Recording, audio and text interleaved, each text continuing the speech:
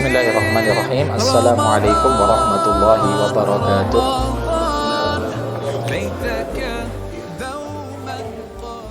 Alhamdulillah wa syukrulillah wa la hawla wa la quwata illa billah.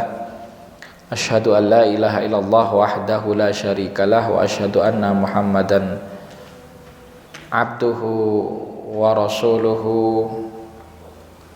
Allahumma la sahla illa ma ja'altahu sahla wa anta taj'alul hazna idza syi'ta sahla.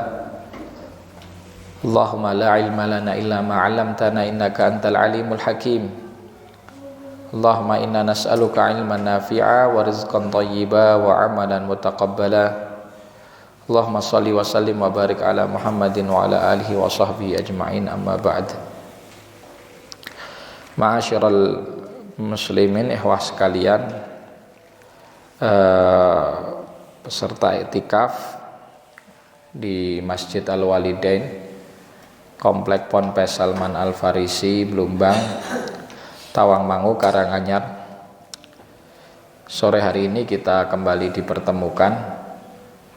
Ini hari kelima, dan untuk Ramadan hari ke-25 bertepatan dengan hari Jumat. Ada riwayat dari sahabat Abu Hurairah, dan juga sebagaimana dinukil dari seorang ulama, beliau Ibnu Rajab Al-Hambali. Dari riwayat ini disampaikan bahwa seandainya malam ganjil di 10 akhir bulan Ramadan bertepatan dengan malam Jumat, maka itu adalah kemungkinan besar untuk bertepatan dengan malam Lailatul Qadar. Wallahu ta'ala alam. Ala kulli hal, semoga apa yang sudah kita kerjakan dari qiyam, dari siyam, tilawah, ibadah, semuanya diterima di sisi Allah Subhanahu wa ta'ala. Allahumma amin. Melanjutkan kajian kita dari Qasidah Nuniyah, atau dikenal sebagai Mandhumah Unwanul Hikam, ya, sampai kepada bait yang ke-12 terakhir, dan sekarang insyaallah akan masuk ke bait yang baru, bait ke-13. Berkata pengarang kitab ini, yaitu Al-Imam Abul Fath Al-Busti rahimahullahu ta'ala, wa man yattaqillaha yuhmad fi awaqibihi wa yakfihi syarrun man azzu wa man hanu, man ista'ana bi ghairillahi fi talabin fa inna nasirahu ajzun wa khudlanu, man kana lil khairi manna'an falaysa lahu alal haqiqati ikhwanun wa akhdanu, man jada bil mali malan nasu qatibatan ilaihi wal malu lil insani fattanu, man salaman nasa yaslam min ghawailihim wa asha wa huwa qarirul aini jadlanu, man kana lil maqli sultanun alaihi ghada wa ma ala nafsihi lil hirsi sultanu. Ini bait ke-13 hingga bait ke-15, ada total 6 bait, melanjutkan pembahasan yang terkait dengan nasihat-nasihat, ya, nasihat-nasihat dalam kehidupan, hikmah-hikmah dalam kehidupan, yang kita semua membutuhkan hal tersebut. Ya, sebagaimana datang dalam hadis, al-hikmatu dhallatul mu'min. Hikmah itu adalah sesuatu yang hilang dari orang beriman, yang harus dicari. Artinya, ketika ada mutiara-mutiara hikmah, ini kesempatan bagi kita untuk mempelajarinya dan kita renungkan, ya, korelasinya dengan kehidupan kita masing-masing. Bait ke-13, man yattaqillaha yuhmad fi awaqibihi. Barang siapa yang bertakwa kepada Allah, yuhmad fi awaqibihi, maka dia akan mendapatkan pujian atas hasil dari ketakwaan tadi. Dan bait ini bisa dikatakan yahmad atau yuhmad. Ya, yahmad artinya dia yang memuji. Kalau yuhmad artinya takwanya dia ini yang akan dipuji. Amalan dia yang nantinya akan dipuji. Dua-duanya benar. Ya. Maksud dari bait ini bahwa takwa itu merupakan satu amal yang nilainya tinggi, di mana seseorang yang bertakwa tidak pernah akan menyesal selamanya. Orang yang bertakwa nggak bakal menyesal. Ya. Takwa secara hakikat itu artinya adalah al-khauf, ya, secara hakikat. Makanya di antara definisi takwa yang masyhur sekali, ya, al-khaufu minal jalil. Takwa itu artinya adalah rasa takut, ya, atas Allah Subhanahu wa taala, al-jalil. Ya, ini hakikatnya. Sedangkan athar ataupun implementasi dari rasa takut yang ada dalam hati kita adalah fi'lut ta'at wa tarkul maksiyat, mengamalkan ketaatan dan menjauhi larangan. Ya. Hingga definisi yang lebih lengkap lagi sebagaimana dinukil dari Imam Ali, al khaufu minal jalil wal amalu bitanzil. Amal bitanzil itu artinya ya menjalankan perintah dan menjauhi larangan. Itu artinya al-amal bitanzil. Dari mana amal ini muncul? Dari rasa takut dulu. Kalau seseorang nggak punya rasa takut, nggak mungkin dia akan beramal. Ya. Kemudian baru yang ketiga dan keempat, ya, takwa itu wal qanaatu bil qalil. Ya. Merasa cukup meskipun diberi sedikit oleh Allah Subhanahu wa taala. Ya, dan yang keempat wal isti'dadu liyaumir rahil, persiapan untuk hari kepergian. Yaitu ketika kita meninggalkan dunia menuju alam akhirat. Maka saya globalkan jadi tiga. Yang pertama itu rasa takut, kemudian amal, yang ketiga adalah terpisah dari dunia. Itulah takwa. Jadi ketika seseorang bisa misahkan hatinya dari dunia, hakikatnya dia bertakwa. Ya. Sedangkan definisi-definisi lain yang disampaikan oleh banyak ulama, nah itu nanti insya Allah berdekatan dengan tiga makna yang tadi kami sebut. Ya. Ketaatan itu bisa berupa menjalankan perintah bukan karena rasa takut tapi karena harapan. Tapi ini nggak cukup sampai seseorang meninggalkan larangan karena rasa takut, maka ujungnya juga takut. Gitu. Dan pernah sahabat Umar bin Khattab radhiyallahu taala anhu bertanya kepada salah satu sahabat lain, ya, apa pendapatmu tentang takwa? Maka dijawab, takwa itu seperti engkau berjalan di kegelapan malam, ya, di mana jalan yang engkau lalui itu penuh dengan duri, penuh dengan hal-hal yang melukai, bahkan mungkin ada lubang atau jurang. Maka pasti orang akan berjalan dengan hati-hati. Nah, itulah takwa.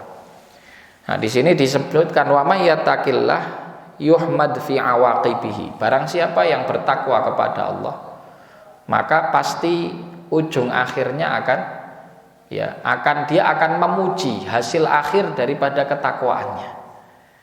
Ya.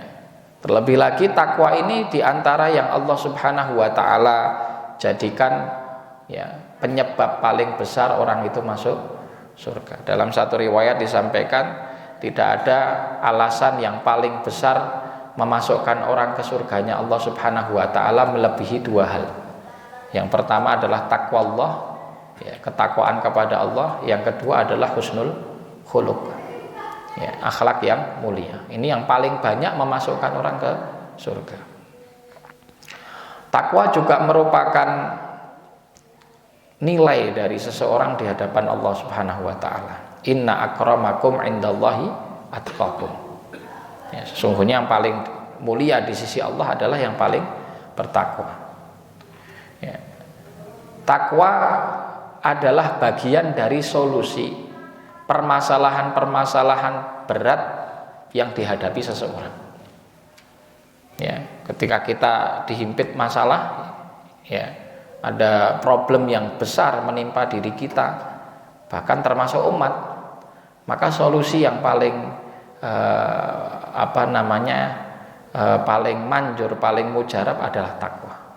Karena firman Allah Subhanahu wa taala, "Wa may yattaqillaha yaj'al lahu makhraja wa yarzuqhu min haitsu la yahtasib."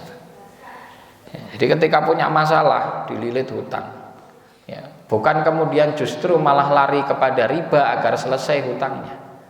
Tapi bagaimana dengan hal tersebut? Dia kembali kepada ketakwaan. Maka Allah kasih jalan keluar. Orang yang bertakwa, apapun yang terjadi kepadanya pasti baik. Meskipun kadang buruk di pandangan seseorang, tapi nanti baginya dia akan mendapatkan kebaikan. Firman Allah, "Wa may yattaqillaha yaj'al lahu min amrihi yusra." Ya, dimudahkan meskipun awalnya berat, susah, tapi kemudian karena takwanya dia dimudahkan. Ya, ini adalah banyak rahasia yang terkait dengan takwa, ya, dan sudah kami jabarkan definisi serta hakikatnya. Kemudian yuhmad fi awaqibihi wa yakfihi syarrun man azzu wa man hanu. Ya. Ketika orang itu bertakwa, maka Allah Subhanahu wa taala akan menjaganya, ya, akan menjaganya dari segala keburukan. Ya, wa yakfihi syarrun, ya, wa yakfihi syarran, ya, bukan syarrun, wa yakfihi syarran, ya. Allah Subhanahu wa taala atau ketakwaan ini akan menjaganya dari keburukan. Man azu wa man han. Ya, baik keburukan itu datang dari orang yang aziz, aziz itu orang yang terhormat. Waman hanu, atau juga datang dari orang yang tercela. Ya, karena kadang kita bisa mencegah keburukan dari orang yang tercela atau orang yang maksudnya derajatnya itu rendah, tapi kita tidak bisa mencegah keburukan dari orang yang pangkatnya tinggi. Ya. Atau sebaliknya, orang yang punya pangkat dia bisa mencegah dirinya dari madarat yang ditimpakan oleh, ya, orang yang mulia, orang yang berpangkat juga, tapi dia tidak bisa menghindarkan dirinya dari madarat, ya, yang ditimpakan oleh orang-orang yang derajatnya rendah. Ini maka disampaikan di sini man azzu wa man han. Ya, baik dari level tinggi atau level rendah. Ya, mungkin yang dimaksud di sini man azzu itu pejabat, pemimpin. Ya. Kita tidak pungkiri pasti di setiap kondisi, di beberapa zaman dan masa itu ada pemimpin-pemimpin yang zalim. Ya, siapa yang dizalimi? Yang dizalimi rakyatnya. Tapi orang yang bertakwa, Allah akan jaga. Allah akan jaga dirinya dari kezaliman pemimpin tadi. Ya, sedangkan yang manhanu di sini adalah mungkin rakyat jelata, orang biasa, ya, yang tidak punya pangkat, yang kadang juga memberikan madarat, ya, nyuri, ya, ataupun ngerampok atau jambret dan seterusnya. Nah, itu semua, ya, bisa ditangkal dengan ketakwaan kepada Allah Subhanahu wa taala. Yang ke-14, man ista'ana bi ghairillahi fi talabin fa inna nasirahu ajzun wa khudlan. Barang siapa yang meminta pertolongan, man ista'ana, ya, barang siapa yang meminta pertolongan bi ghairillah, kepada selain Allah Subhanahu wa taala, fa inna nasirahu ajzun, maka sesungguhnya penolong dia itu adalah sosok yang lemah, wa khudlanu, dan juga sosok yang khudlan itu artinya apa namanya, yang hina, yang artinya dia itu hina, rendah, ya. Khudlan itu adalah pecundang, ya, mungkin lebih tepatnya kita akan sampaikan begitu. Artinya khudlan itu adalah pecundang. Jadi kita ini sering sekali, ya, bergantung kepada selain Allah Subhanahu wa taala, padahal yang kita jadikan sandaran untuk bergantung kepadanya itu sosok yang lemah. Maka dalam Al-Quran Allah Subhanahu wa ta'ala dengan hujjah yang begitu kuat, ya, Al-Quran itu selain di situ mukjizatnya dari sisi bahasa, sastra, juga dari sisi hujjah yang kuat, ya. Falillahil hujjatul balighah, kan seperti itu. Dan milik Allah lah Subhanahu wa ta'ala hujjah. Ya, hujjah itu keterangan, dalil, balighah yang gamblang, jelas, dan betul-betul mematikan. Artinya nggak bisa orang itu membantahnya, ya. Di antaranya firman Allah Subhanahu wa ta'ala, ya, dalam surat Az-Zumar, wala in sa'altahum man khalaqas samawati wal arda, ya, la yaqulunna Allah. Ketika ditanya kepada orang-orang kafir, orang-orang musyrik, siapa yang menciptakan langit dan bumi, maka mereka menjawab Allah. Qul afara'aitum ma tad'una min dunihi in aradani Allahu bidurrin hal hunna kashifatu dzurri. Katakanlah wahai Muhammad, apakah kalian tahu, ya, ma tad'una min dunillah, bahwa apa yang kalian seru, yang kalian minta, ya, selain Allah Subhanahu wa ta'ala, in aradani Allahu bidurrin, apabila Allah menghendaki kepadaku satu madarat, ya, hal hunna mumsikatu dzurri, hal hunna kashifatu dzurri, ya, apakah mereka mampu untuk menangkal atau menghindarkan madarat tadi?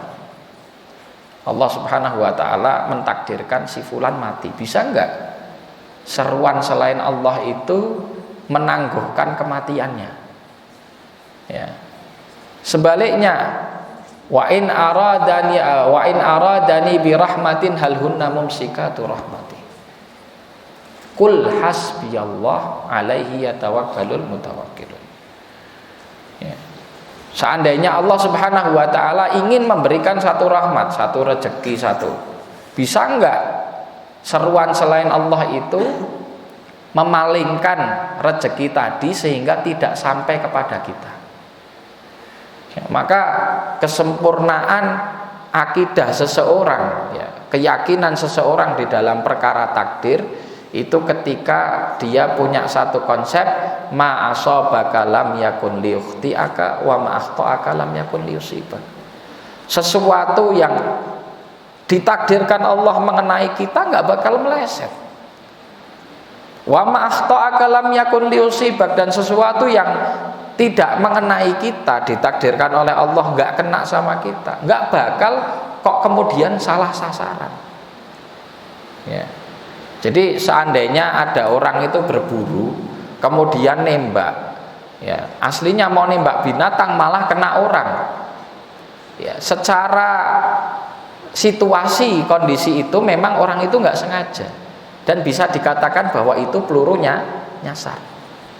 Tapi secara kacamata takdir nggak ada istilahnya peluru nyasar, ya. Secara kacamata takdir nggak ada istilah peluru nyasar. Peluru yang kena siapa yaitu takdirnya.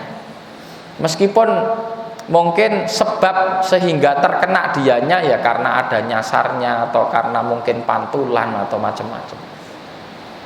Tapi secara ilmu takdir tidak ada istilahnya peluru nyasar, ya. Secara kronologi peluru nyasar ini nanti untuk mendudukkan dia itu qatil amad atau syibhul amad atau qatil khata, qatlul khata. Jadi ini hukum secara syariatnya kan berbeda. Ya, di dalam hukum jinayat, ya, seandainya orang itu membunuh secara sengaja, maka hukumannya qisas. Ya, kecuali kalau keluarga dari si mayit yang terbunuh ini memaafkan, maka nanti jadi diat, bayar diat. Ya, diatnya itu 100 ekor unta, 40 dari 100 ini dalam kondisi bunting. Ya, ini diat orang bunuh secara sengaja. Kalau syibhul amad dia tidak qisas, tetapi diat. Apa itu syibhul amad? Orang punya keinginan melukai lawannya, tetapi dengan sesuatu yang secara umum tidak sampai mematikan. Ya, contohnya terjadi perkelahian, ya, kemudian dia nampar pipi, ceplak gitu. Ditampar langsung mati.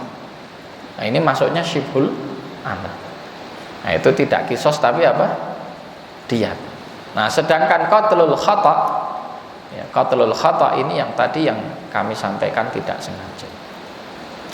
Nah, kembali kepada pembahasan takdir, ya, orang itu ya punya keimanan yang sempurna kepada takdir ketika sudah sampai level tadi, ma asabaka lam yakun liyukhti'aka wa ma akhta'aka lam yakun liyusibaka. Ya. Jadi betul kita itu ketika melihat oh ini belum jadi rezeki kita, ya sudah berarti memang Allah belum mentakdirkan meskipun kita sudah berusaha. Dan kadang kita tidak pernah merencanakan sesuatu itu datang, ternyata datang kepada kita jadi rezeki. Itulah takdir. Ya. Itulah takdir. Sehingga disampaikan di sini di bait ini, ya, orang yang bergantung kepada selain Allah pada hakikatnya tempat bergantungnya atau yang dijadikan penolong itu adalah ya sosok yang lemah, pecundang. Dia nggak bisa ngapa-ngapa. Ya. Nabi Ibrahim ketika berdebat, ya, adu argumen dengan umatnya, ya, ketika ingin menyingkap kebodohan umatnya dalam menyembah berhala, dihancurkan semua berhala kecuali yang besar. Kemudian kampak yang dipakai untuk menghancurkan itu dikalungkan di leher patung yang paling besar tadi. Ya, maka siapa ini yang qalu man fa'ala hadza bi alihatina ya Ibrahim, ya kan seperti itu. Maka diperintahkan oleh Ibrahim untuk bertanya kepada yang paling besar, fas'alu kabirahum, ya ingkanu yantikun, kan seperti itu. Disuruh bertanya kepada yang paling besar kalau memang dia bisa ngomong, kan gitu. Akhirnya umatnya mengatakan, kamu tuh sudah tahu kalau dia nggak bisa ngomong. Nah, dibalik lah, kalau nggak bisa ngomong bagaimana kamu bisa menyembah sesuatu yang dia nggak bisa ngomong.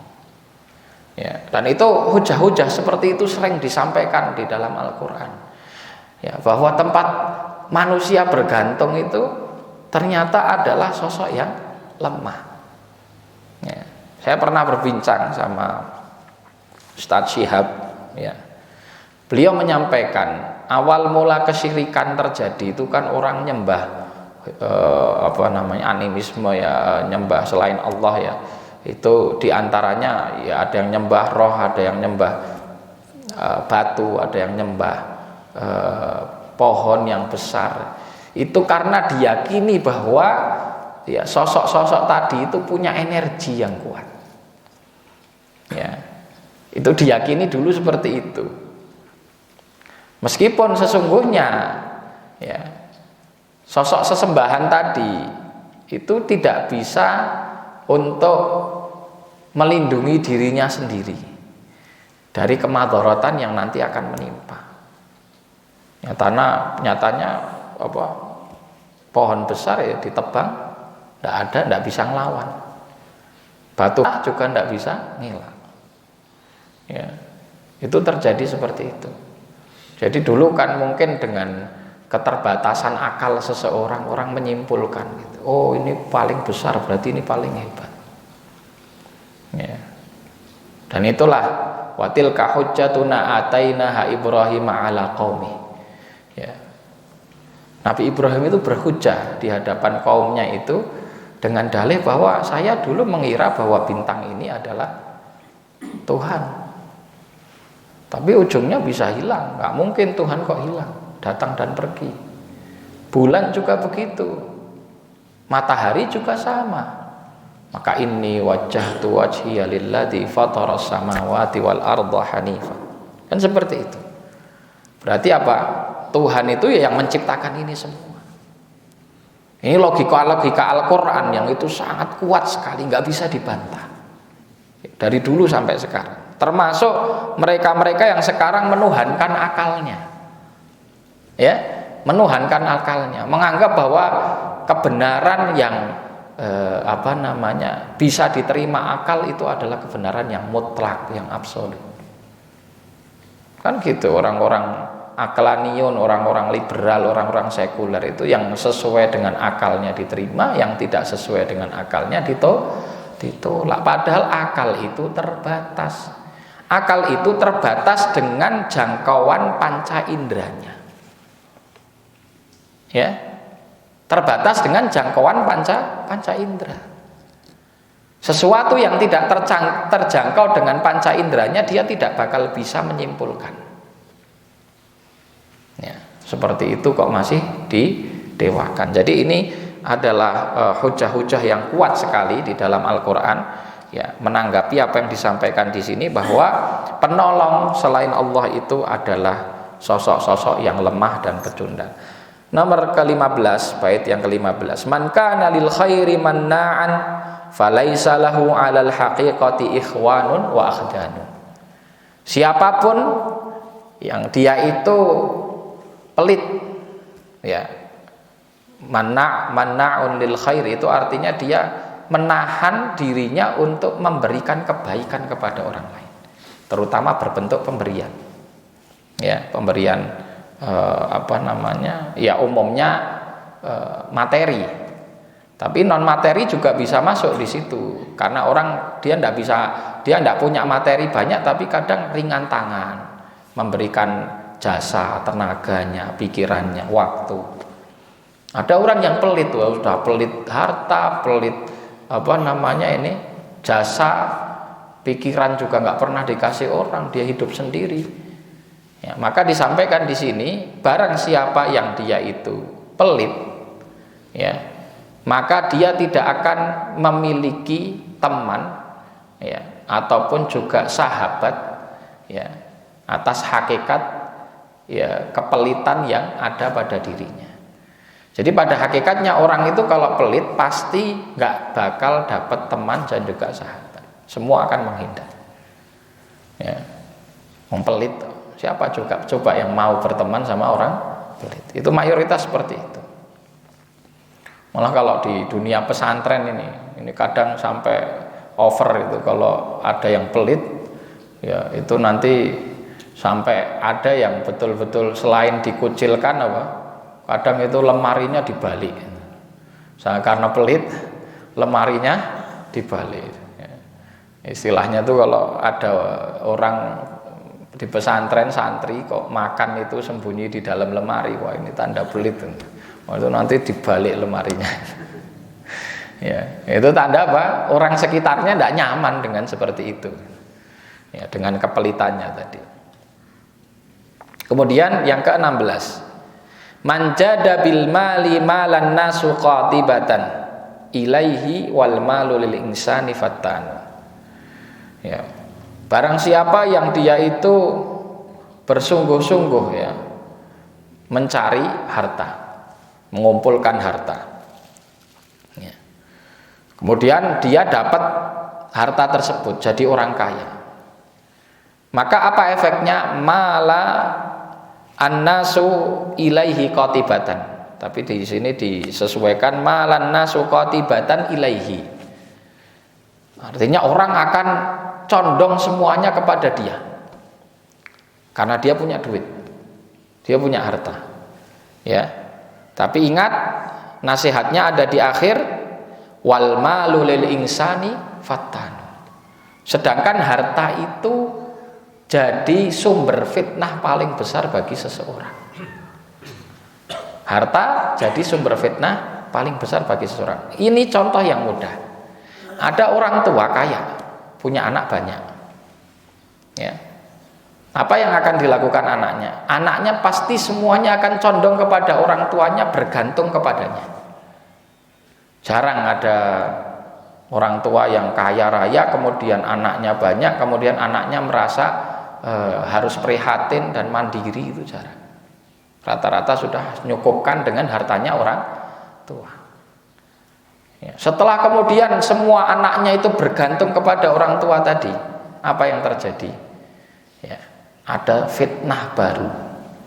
Ketika perasaan dari sebagian anak bahwa saudaranya yang lain itu lebih disayangi daripada dirinya. Kan seperti itu. Sering kan? Ya, terjadi konflik antara saudara sekandung diakibatkan gara-gara itu, permasalahan harta. Merasa yang sana dikasih, yang sini tidak. Yang sana kok lebih banyak dikasihnya, yang sini lebih sedikit. Itu sering terjadi seperti itu. Ya. Dan kisah paling banyak hikmah ya, disampaikan dalam Al-Quran, satu surat, hampir surat Yusuf. Ya, idz qalu la yusufu ahabbu ila abina minna wa nahnu usbah inna abana la fi dhalalin mubin. Kan gitu, merasa iri. Dan biasa sumber iri itu paling besar dari harta. Ini contoh paling kecil saja dalam urusan rumah tangga. Bagaimana dalam urusan bermasyarakat? Ya, dalam urusan berorganisasi. Sumber perpecahan paling besar itu duit. Ya, betul. Yayasan lah, lembaga lah, perusahaan lah. Apapun kalau kemudian sudah permasalahan duit kok tidak hati-hati, ya ini sumber fitnah paling besar. Dan kadang orang ketika masih sama-sama prihatin bisa kompak. Tapi justru kalau sudah mulia, ya sudah banyak duitnya, nah disitulah perpecahan. Ya, ini sering terjadi seperti itu. Maka betul apa yang disampaikan di sini, bahwa beliau mengatakan wal malu lil insani fattan, bahwa harta itu adalah sumber fitnah bagi umat manusia.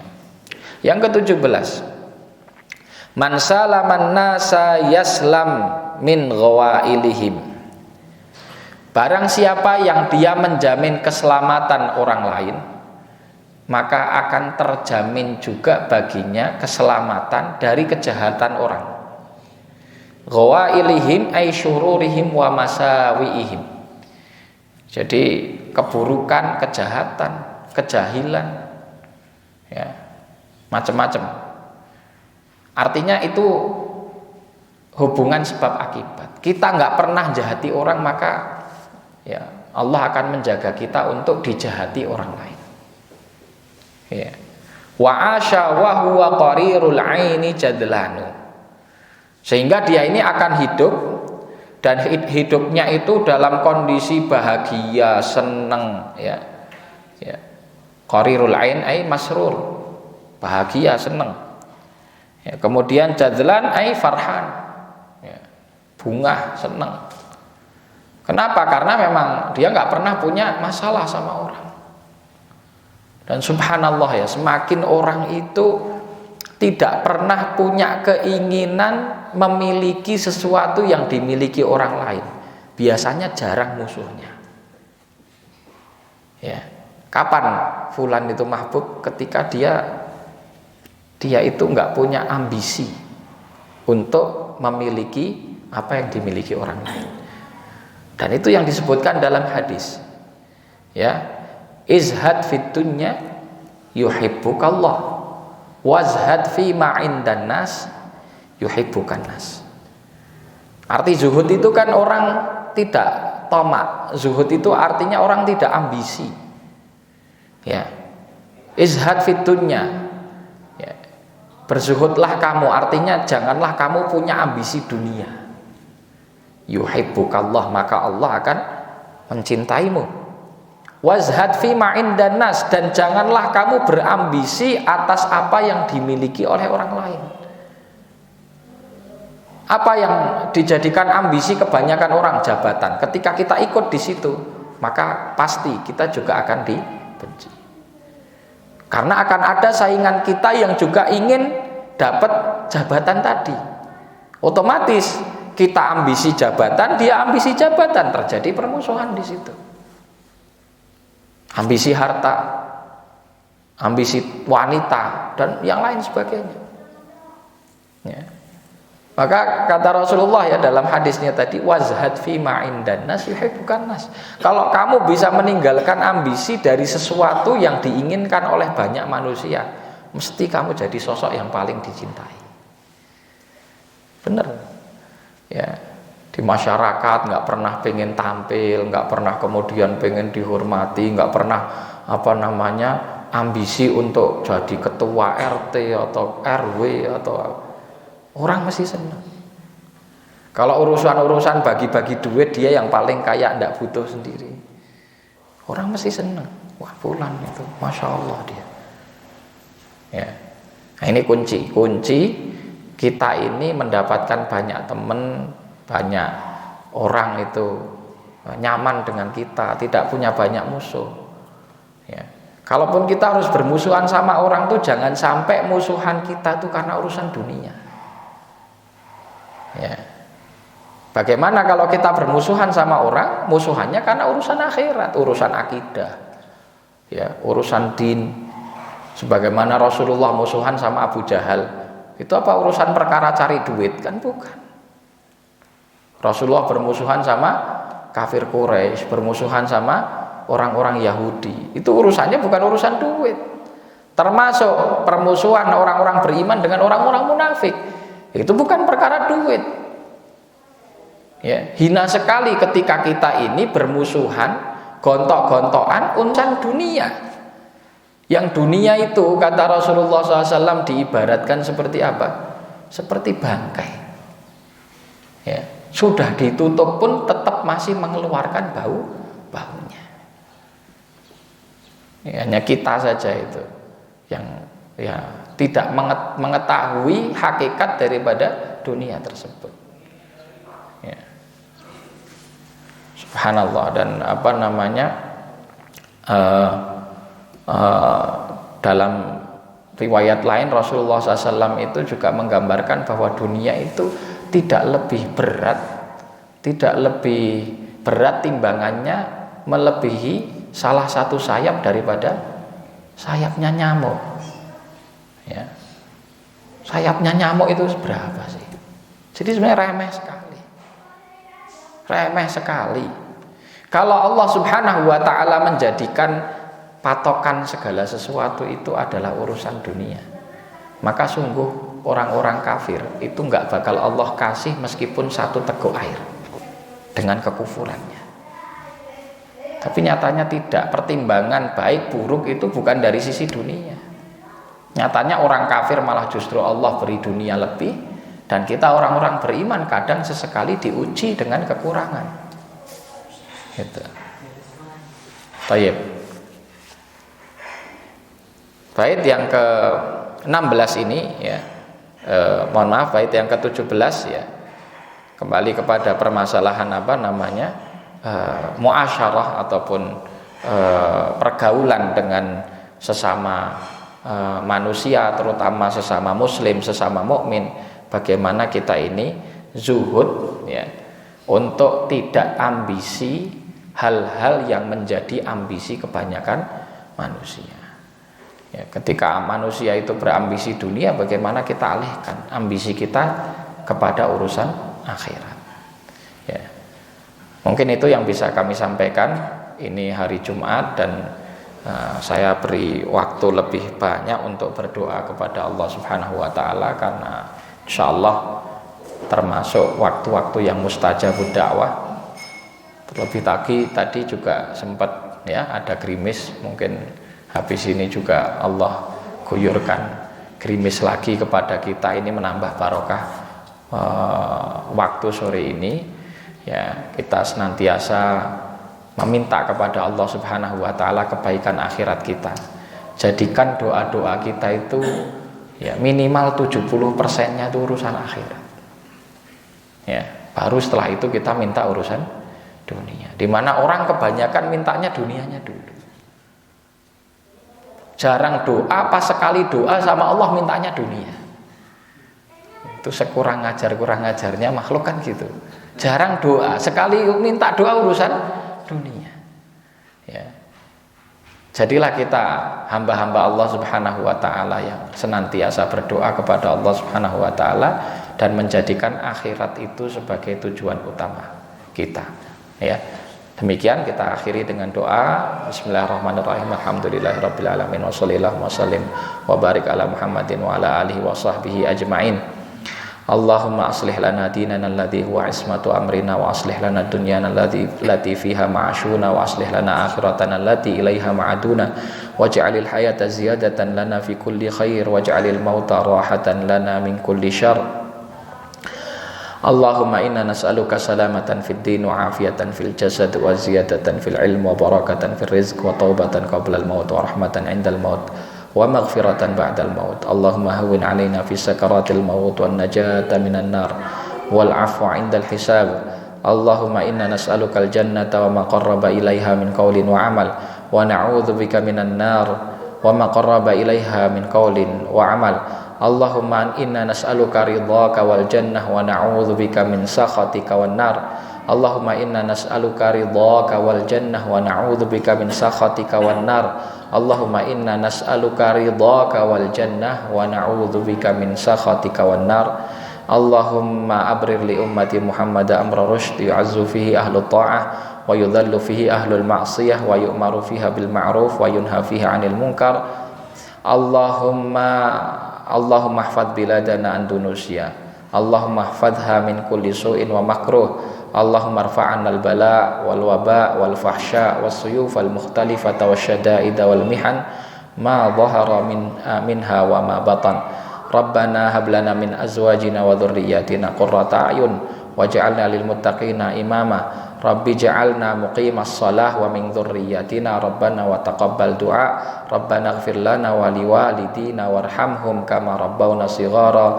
Rabbana atina fid dunya hasanah wa fil akhirati hasanah wa qina adzabannar. Walhamdulillahi rabbil alamin wa shallallahu wa sallim wa barik ala sayyidil mursalin wa ala alihi wa sahbihi ajmain. Assalamualaikum warahmatullahi wabarakatuh. Ramadan